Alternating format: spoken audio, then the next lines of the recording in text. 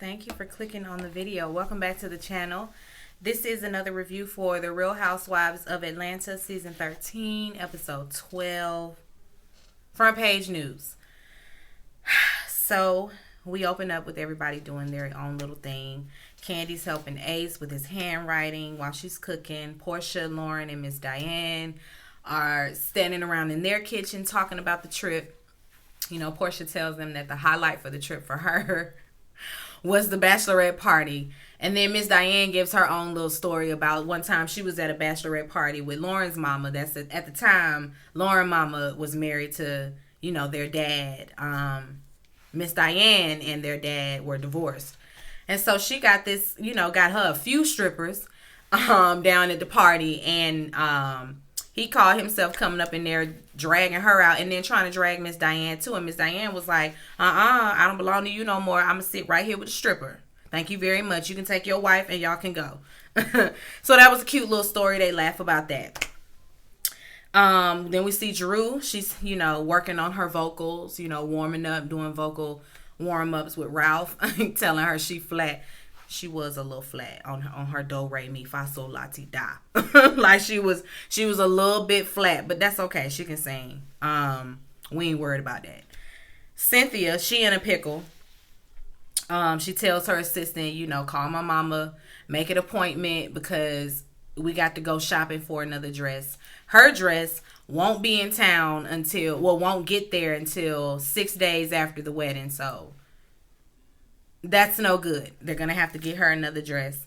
While she's sitting there talking to Mike or whatever, Drew calls. And she tells Drew, you know, about her kerfuffle.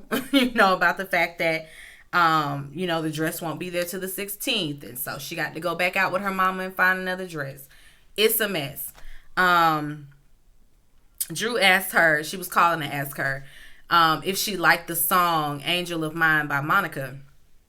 And Cynthia's like, yeah, I like that song. Mike, do you like that song, Angel of Mine by Monica? And he gonna say, yeah, when she sings it. I'm like, well, damn, Mike.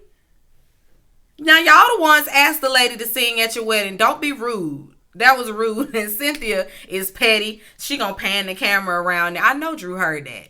But anyway, she gonna pan the camera around. And hey, Drew. Hey. Yeah, go on and sing that. We like that. That's cool.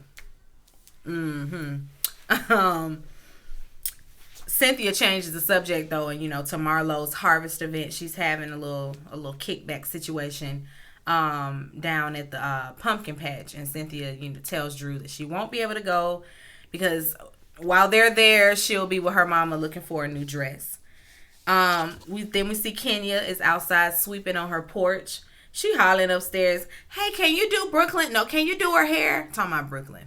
I'm thinking, now, Kenya, you don't do that girl hair. And it ain't no mama shaming. But as black mothers, when I see a black mother that like doesn't do her black daughter's hair like somebody else does it, or they don't really know how and then don't take the initiative to figure it out, it's kind of like it's cringe, because it's like you're doing her a disservice. Like me and my baby, like when I do her hair, that's our bonding time. You know, that's the mommy daughter time. Like don't squander that, you know, by having the nanny do it because you don't feel like it, or you would rather film by yourself instead. It's like y'all could have filmed that whole situation. She could have FaceTimed her dad, which is what she was doing. You wasn't doing nothing, which is my point. You could have been doing that baby hair, but whatever. Not my baby, not my situation. And I also have to take into consideration that her husband is a fool, and he probably don't want that girl on camera at all. So, not even to do her hair. So, whatever. She calls her dad, FaceTimes her dad, and you know, they're having a celebration. Well, she's having a party for Brooklyn's birthday, and you know, he's excited to come or whatever. And she says, well, you know, you're not gonna be it's not just you guys that I'm inviting. I'm gonna have some other family and friends there as well. And he gonna say, do I want to spend my time? Do I want to spend time with people that I don't know? Do I want to be around some people that I don't know? Oh, hell no. And she was like, okay, Dad, well then, I mean, we'll figure out how we can get you here on another day then. How about that? He say that sound more like it. He just celebrated 39 years of marriage with his wife. I know this is not Kenya's mother, but he's been married for 39 years, and she's talking about, you've been married 39 years. I've been married 3. Girl, it's been a rocky 3. It's been a rocky 3. I wouldn't even be bragging. I would not be bragging. But anyway, the daddy, and he gonna ask, are y'all married? She say, for now. For now we are. I mean, even though he pulling stunts, and trying to divorce me, filing for divorce in New York, asking for alimony and all of that. And he like, he did what? Now why he want your money? She gonna try to make excuses for him like she always does. Well, it was because like I filed for full custody and he was served with that, and it was kind of like in retaliation he did that. No, he's petty. And he does want your money. Dad's like, listen, no, somebody say they want your money, they want your money. They not playing. It's not a joke. They want your money. So you need to be careful and precautious on how you move with him.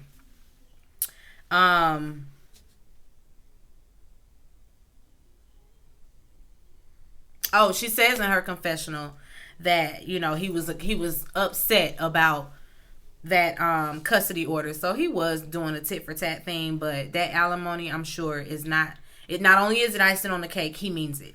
He does want your money. Daddy is like, I don't know what to say about his mindset. Like, I don't know what to tell you, daughter. Like, I don't know the man. I barely met him. Like, I ain't never been around y'all. You ain't invite me to your wedding. I don't know him from Adam. So I can't tell you what his state of mind is or what that means, because I don't know y'all. I just know what I've seen on TV, which is a shame. And Kenya regrets not inviting him to their wedding, but what's done is done, girl. Daddy don't see it for Mark though. I know that much.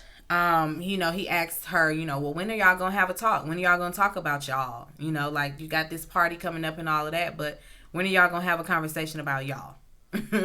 She don't know when that's gonna happen because she can't get no communication out of him. She's in therapy now.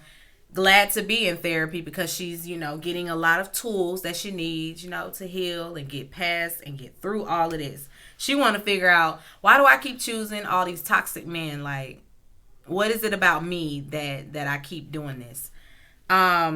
She asked him how he made it to 39 years. He gives her some advice on that. Tells her, well, for starters, we genuinely like each other, like, as people. So, like, let's start there. We like one another. You and Mark do not like one another. It's a you versus him. Mainly him versus her. Like, she don't give me that she's the one that's combative. I think it's him. Tells her, if there's no communication in a relationship, y'all ain't got nothing. Then we got Drew. She's meeting Kenya for dinner, and while she's waiting, she's sitting there. Me. Do, re, mi, fa, sol, la, ti, do, ti, la, sol, fa, mi, re, do. Do, re, mi, fa, sol, la, ti, do, ti, la, sol, fa, mi, re, do. Like, she's just really doing her vocal exercises. Sitting there waiting on Kenya, and Kenya walks up talking about okay, hey, cat lady. Anyway, Kenya sits down. And she asks her about, how she felt about the trip or whatever. And, Drew is just flat out, well, I mean, things were good. And then there were some things that weren't, like the girls would be fighting about something. And we, somebody would say something and then nobody got addressed. And then the next day, we all cool again. And that was confusing to her. And it's confusing to a lot of us. But since we've been watching for so long, we get that that's just the dynamic here. Is it right? No.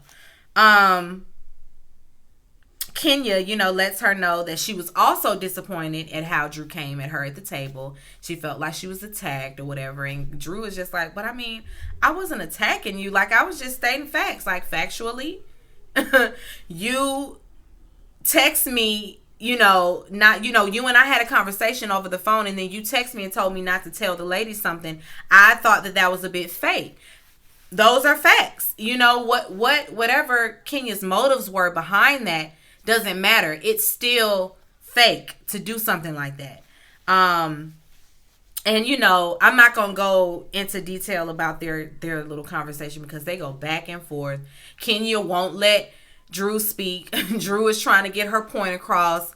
Kenya does that though. She doesn't listen with the intent to listen or to hear you out. I'm gonna listen as long as you are saying stuff that I'm okay with. The minute you say something I want to hear, I'm interjecting. I'm talking over you. I don't want to hear that. She listens to refute it, and to have a rebuttal and a response. Not listening to listen and hear somebody out, which is what Drew is trying to get from her. It's just like, I just want you to listen to me. Like, it's not no who's right, who's wrong. Kenya is always in defense mode with everybody. She's always feeling like she got to defend something, and it's going to be you versus me, and it don't always have to be that way. Like, we can just sit here and have a conversation about, the trip or, my grievances, with you from the trip. Like, we can talk about it without it being back and forth. You get loud and talking over me, and then I got to get loud and talk over you. Now the conversation is not a conversation. Now we're bickering. And so it was all for nothing. Drew, she lost me though when she brought up, okay, but because they changed the subject. Kenya changes the subject and she's just like, okay, girl, so how's your husband? How's the new house? She's trying to move on to something else. And Drew is still, well, speaking of family, I really didn't appreciate not being able to bring my baby. Here we go. Here we go with this. Like, y'all was not trying to bring them kids, so just stop. Just stop. Stop, Drew. Stop. I wasn't with her with that. We not rehashing that. We not doing that again. No. Not again, Drew. Not again. They do that back and forth for a little bit. And finally, it's just like, girl, listen, let's just get the check. Because we ain't getting nowhere. We are not getting anywhere. Let's just get this food to go. And when it's time for the check, Drew is like, yeah, go ahead and split it. Kenya gives her card and then it's like, no, I don't split checks. No, just put it on whatever card. It doesn't matter. Okay, well, no, hand mine here and we can put it on yours. Like, talking about broke bitches split checks. So I guess, that'd be me then. That'd be me. Because if I'm out with a group of people, I'm paying for what the fuck I ate. I'm paying for my meals and my drinks. We all get an appetizer. Maybe we can all split that. I don't know. But don't be telling people they got to pay for the whole table. Because me and my friends don't split tip. We don't split drink. I mean, split the tip. I can't get it out. Split the check. Can you miss me? Miss me with that. That I ain't never heard that in my life. Broke bitches split checks. Okay, well, whatever, girl. Whatever, that be me then. Cause I ain't listen. If that's not what we agreed on, or if I'm just in the generous mood and I'm taking my friend out, cool. Or me and another group of friends, it's a birthday situation and we all say we gonna or one person is gonna put the whole thing on their card or something like that. That's cool when you have that understanding. But don't just be thinking, oh, we go just put it on whoever's card. Well, I guess you paying then, can you? I guess it'll all go on your card. Like, don't call her no broke bitch because she want to pay for her food and not y'all's food. Like, y'all ain't even sitting up here having a peaceful conversation. Of course, it's split the check. Kenya gonna get in her car talking about how much. Oh, that girl get on my fucking nerves. I can't stand her. She just talk so much.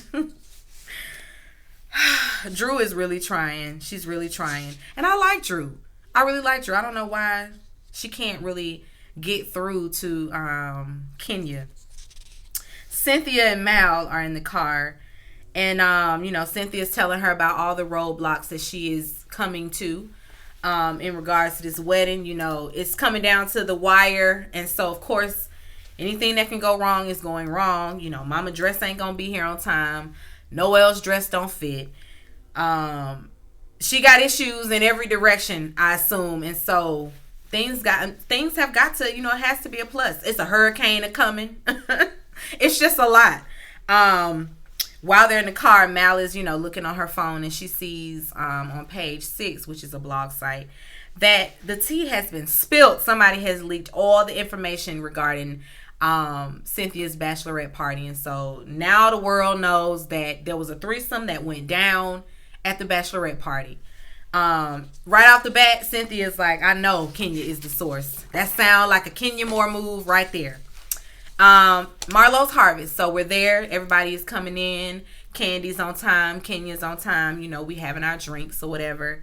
Candy, of course, now we talking about this leaked story. And Kenya's like, don't be looking at me. It was not me. I don't do no page 6. Now, had it been B. Scott or TMZ, maybe. But I don't do no page 6. In her confessional, Toya thinks it's Kenya as well. Drew shows up. She's late or whatever. They rehash the trip again. We talking about Bolo and who slept with Bolo. And I'm like, damn, I thought we already got to the bottom of this. Why do we keep coming back to this same conversation? Just stop. Cause Marlo asked LaToya if she was the one with Bolo. And it's like, now we know who was with Bolo. We have already done the whole process of elimination. Portia's room is where the noises were coming from. Tanya put herself at the scene of the crime, and we know that's where Bolo was. So, ding, ding, ding. We can stop talking about it. Anyway, Kenya, she ends up calling Cynthia, and Cynthia's at the dress store with her mom, whatever. And Candy asks her, "Did you do that prenup? You got started on that prenup?" And Cynthia's like, "Nah, sis." No, and they all like, "Oh, girl, you better protect yourself. Better get that prenup." Cynthia say, "I'm going to just do a post-nuptial agreement. Okay, that's what we're going to do. And I need for everybody else to worry about their own financials. Get out of my business." Because Candy, the main one, always, she need to protect herself. Like, I'll be telling them to protect themselves. Girl, like you sat on your hands too, up until you couldn't sit on your hands no more in regarding that prenup. So, okay, well, actually, no. That was Todd. That was Todd. That was like, I ain't signing no prenup. That was Todd, not Candy. My bad. Candy has always been the one. She has been pro. She's been team prenup, from the beginning, because she got coin and that she has to protect. And we get it. We understand that. The ladies, they out there having light banter or whatever about what shade, because they talk about LaToya and Drew, and LaToya talks about, she threw a little shade at me talking about something that I don't respect husbands and that sort of thing. Whatever, girl. And Drew is like, damn, those was facts too. Like, so they really think that when you say something factual, and that's another thing, that's a misconception now. Your little facts don't always have to be said, and so Drew is just like, I might not have been sober, like, catch me sober. And Drew says, I ain't never seen you sober. That's another thing. I've never seen you sober. I don't see how they took offense to that or how anybody would, but she does. She took it as shade. Now, see, that's shady. Damn, everything's shady. Everything's shady in this group. Toya had a comeback, and I've never seen you in a wig that looked good. I never seen a wig that looked good on your head. So now we even. Unnecessary. So people, y'all know y'all be getting in your feelings. So I don't know why y'all do that back and forth. The ladies get on their little tractor ride. They gonna do a little hay ride. Shamia calls Portia to see where she is, because she hasn't shown up yet. Portia an hour away. She done been to Timbuktu. Done drove past Tanger Outlet. Done drove past another outlet. She in Florida. she in St. Pete by now. But she gets lost. And Shamia tells her, well, I'm gonna save you a little drink, girl. See you when you get here. the ladies, are on the thing talking about Kenya and Drew's dinner and that it was cut short. And they talking like, sometimes when they talk like the person isn't there, Kenya does that. I don't get it. She likes to poke fun at stuff and, throw her little shade. It's very passive aggressive to do it like the person ain't sitting there. It's like, to me, it's kind of like that Mean Girl thing, like where we're gonna poke fun at something about you. You're the laughing stock, like we're laughing at you, not with you, in front of you. I don't like that, because they got a good laugh about, oh, and when I walked up, she was doing these vocal exercises, and I'm like, and they just thought they made a whole thing out of it. And Drew is like, Candy, you don't practice your vocal cords, like you don't warm up and stuff like that. And she's like, not at the dinner table. I'm thinking, why are y'all putting all of this on this? Like, she's sitting there by herself and you're walking up. She was doing that as you were walking up. She's not sitting there with anybody having dinner. It's not inappropriate or nothing like that. She's just sitting there wasting time, pretty much, waiting on you to arrive. Why y'all making it a thing? It ain't that deep. It is not that deep. And neither was anything that she said to Kenya, because of course Kenya got to be the victim, and somebody she just wronged me, and I just don't understand why she shaded me. And Drew is like, damn, was it shady? Like, did anybody on here feel like I was being shady towards her? Marlo doesn't think so. Shamia doesn't think so. You know who thinks so? Candy. Well, I think it was a little... Girl, shut the up. You are just messy. She be getting on my nerves, that daggone Candy. Oh, Toya co-signed too. You were a little... Okay. All right, Kenya's little minions. The ladies leave, the harvest or whatever, it's starting to get dark. Portia's still not there though, so Shamia's like, well, I don't really want to leave, and she pull up, so can y'all please wait? So Marlo waits, Drew and Shamia, they wait. When she does get there, the sun is down. They just got to stand out there and talk and get her caught up on what happened at the dinner, at the, Marlo's harvest. They fill her in on the conversation about Bolo Gate and all of that. And Portia, thinks it was Kenya who leaked the story as well. Everybody think it was Kenya. I think it's Kenya too. Actually, I think it was Don Juan. Kenya says in her confessional that I think that it was an inside job, and I think that it was somebody inside who told somebody, and that person leaked it. Who is the only person that told somebody that we saw that would leak it? Don Juan. I wouldn't be surprised. I would not be surprised if he did that. That Candy Cody crew. They something else. I would not be surprised. But anyway, Marlo makes a comment about Kenya and Portia, and Portia asks about, Marlo and Kenya's budding friendship. And, Marlo's just like, we done had 2 conversations. Like, we ain't nothing budding. Like, we cool, but it ain't all that. And Shamia's like, but y'all were okay today, so don't be trying to act like y'all not friends again. Don't try to act like you not trying to build something with her. But Marlo is just like, now that I am cool with her, like, I feel the distance, with Portia. I feel like you trying to, love me from over there type of situation now that I'm friends with Kenya. And Portia's like, not really. Like, I ain't thinking about y'all like that. It ain't that deep to me at all. I don't fool with Kenya. That's just that. But don't ever think that I'm, trying to dictate who you cool with or anything like that. You don't... Listen, I don't like her, and I don't have to like her, but it's okay if you do. Cynthia and Mike, they handling wedding business. Then we see Candy, Todd, Don Juan, and Toya out for lunch. And see, this is this messy stuff that Candy does. Y'all sitting up in mixed company. Don Juan is the mixed company I'm speaking of. I ain't really worried about Todd. But that daggone Don Juan. They at the steakhouse. Blaze Steakhouse. And I ain't been yet. I didn't even know it was open. I'm sure they got some good food. The food that they were eating, that lobster tail looked good. But Todd telling Candy that they can't have no more girls trips. They ask about the outfits and all of that, and Toya says that Kenya was best dressed. She looked the best in her little outfit, and Candy was like, "Let me find out that y'all really are bumping coochies." They are. Soon come, Candy. Soon come. Don Juan asks if Kenya and Mark are working it out, and Toya, she's happy. She's happy to let you in on what's going on. Oh no, nothing like that. And then Candy's like, "Well, did she tell you? You know how she do. Did she tell you that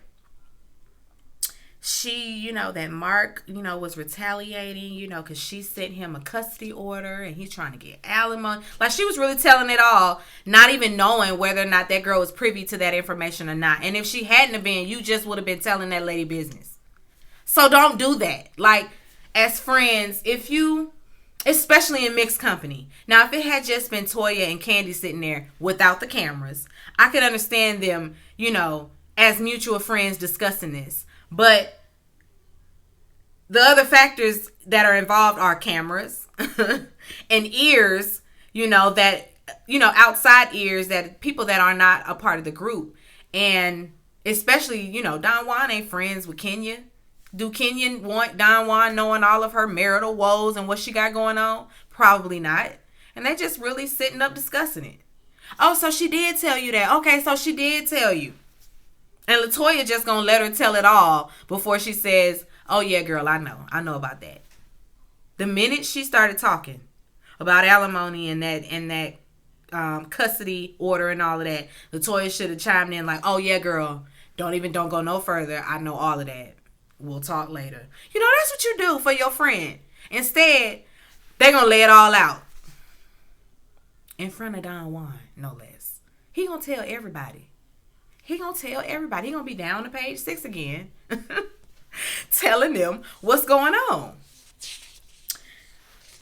Anyway, Drew, Shami, and Portia, they shopping, and Drew mentions, how she feels like Kenya. She feels sorry for her in a way, because she can tell that Kenya is just a sad and hurt woman. Like, she can see the sadness in her eyes. Her energy is just low. Like, she can just tell something is going on with Kenya emotionally. And so she don't hold it against her. She says she feel like, she wants to connect, but she just may not know how. Portia says, "I ain't never connecting with that lady. I ain't never connecting with her." And Drew like, "Never say never." And now we got to have a whole little situation. They shouting in the store and cutting up, pretending, to catch the Holy Ghost. I don't know. The three of them are gonna be the new thing, I guess. They the new fun ones. They the fun bunch. Kenya goes to see her therapist, Dr. Christie, and they talk about what makes Kenya get into these toxic situations. Like, they're really diving in on her childhood. And she thinks, she finds herself in situations, well, this one in particular with her husband, there's no communication, and he's not transparent at all. She's very transparent and willing to communicate, but that's never reciprocated. So they have issues. She talks about, her past, and she correlates everything, her issues stemming from the mommy issues. And so we talk about that some more, about how her mom treated her. She basically disowned her, if they were in the same setting, because sometimes they would have family functions and her mama would be there, but completely ignore her like she wasn't there. And that is the hurt that she's still holding on to. And, Dr. Christie asked her, what would you want her to know if she was here, if you could just tell her? And she's just like, I just would tell her about the treatment. Like, that shit hurt, feeling like you weren't wanted, that's the most traumatic, that being treated that way. And she said the family sat around and let it happen, which is not far-fetched. I could see that whole family just knowing that lady birthed Kenya, and she's standing over there not engaging with her, not acknowledging her. If that was my sister, cousin, daughter, I'd be like, I know you see your daughter over there. Go hug your baby. Go and love on your baby. Mama's excuse is, well, I told you and everybody else I ain't want no kids, so however I treated you is how I treated you, because I ain't want you no way. What?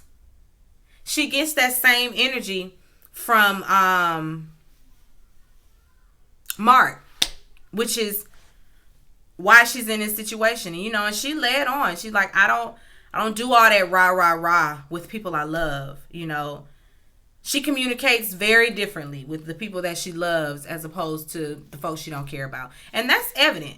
That I can say that that's true. She, when it comes to like her disagreements with Cynthia, she's very understanding and patient. When it comes to disagreements with people outside of that, she don't mind going below the belt. She don't mind going there, but she kind of bridles her tongue a little bit a lot when it comes to somebody she cares about. And we saw that with Mark as well. Like, Mark just dogs her out and she right there. Like it ain't even happening. But she's healing. She got work to do, but slowly but surely, she's gonna heal. She's gonna heal from this. And it seemed to be a very good, therapy session for her. I think she, got some things taken care of, some questions answered, I should say. That's where it ended out. Y'all know I'll be back next week. I still have to do Love and Marriage Huntsville. It won't be today because I have sat here and did 3 videos, and so I'm done. Okay, let me clock out. Clocked out for the day. I'm gonna get y'all Love and Marriage Huntsville though tomorrow, and I want to say that will be it for my week. Oh, and Married to Medicine. So many shows. Be sure to rate, comment, and subscribe to the channel. It's Call Me Busby, and I'll chat with you later. Peace and light.